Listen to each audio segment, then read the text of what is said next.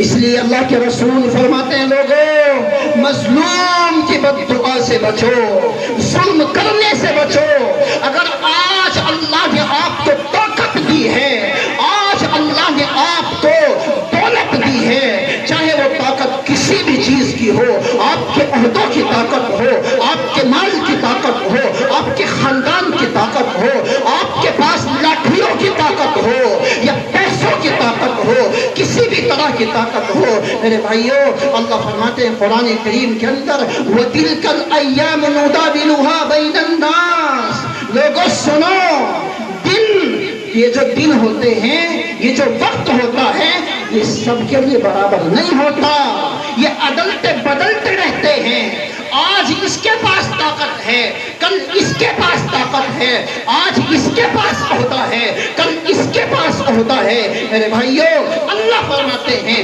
اگر آج آپ ظلم کرو گے تو خدا کی قسم ہم دنوں کو بدل دیں گے۔ جس پر آج آپ ظلم کر رہے ہو کل وہی آپ کے لیے ظالم بن کر کے کھڑا ہو جائے گا اور آپ اس کے سامنے مظلوم نظر آئے گا۔